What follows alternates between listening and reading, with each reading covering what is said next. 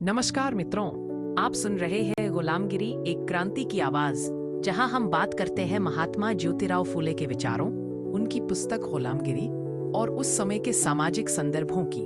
मैं हूं कमलेश। महात्मा फूले के समय में समाज में धर्म के नाम पर लोगों को भय में रखकर उनका शोषण किया जा रहा था।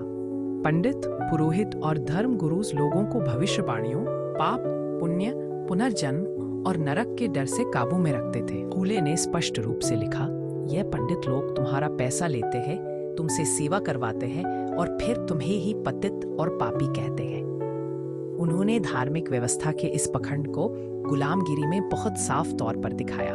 एक उदाहरण में फूले लिखते हैं कि किसी गरीब ने अगर मंदिर में प्रवेश किया तो उसे अशुद्ध कहकर बाहर निकाल दिया जाता है, लेकिन वही पंडित किसी जाति के ऊपर लोगों के घर जाकर दान ले लेते हैं। उन्होंने यह प्रश्न उठाया, क्या ईश्वर ने किसी एक जाति को पूजा का अधिकार दिया?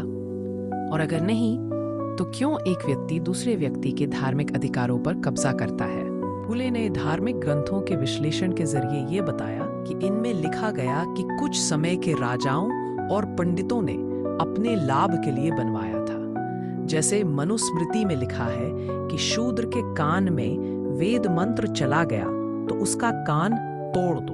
फूले कहते हैं, क्या यह धर्म है या एक अत्याचारी नियम जिससे कुछ लोग अपने आराम के लिए अन्यों को दबा रहे हैं? उन्होंने धर्म के नाम पर बनाई गई जाति व्यवस्था को एक झूठ और शोषणकारी योजना कहा। ये केवल लिखने की बात नहीं थी। फूले ने लोक जागरण के लिए प्रवचन दिए, सभाएं की और लोगों को समझाया कि धर्म का सच्चा अर्थ है इंसानियत, न्याय और समता। उन्होंने एक बार कहा, मुझे ऐसे धर्म से कोई लेना देना नहीं जो एक माँ के बेटे को दूसरे माँ के बेटे से नीचा समझता है। ये लाइन आज भी समाज के लिए एक आईना है। फूले ये भी कहते हैं कि अगर हम अपना पूरा जीवन किसी धार्मिक भ्रम में जी लें तो हम कभी न्याय के लिए खड़े ही नहीं हो पाएंगे। फूले ने एक ऐसा मॉडल चाहा जहां लोग अपने आत्मविश्वास और ज्ञान के आधार पर धर्म को समझें, न कि डर और भ्रम के आधार पर। आज के समय में भी जब हम फेक बाबाज, धर्म के नाम पर राजनीति और जाति के नाम पर धर्म के व्याख्यान देखते हैं, तब फूले का दृष्टिकोण और भी प्रासंगिक बन जाता है। सवाल ये है, क्या हम भी आज किसी भ्रम में जी रहे हैं? क्या हमें धर्म से डर लगता है या उससे प्रेम है?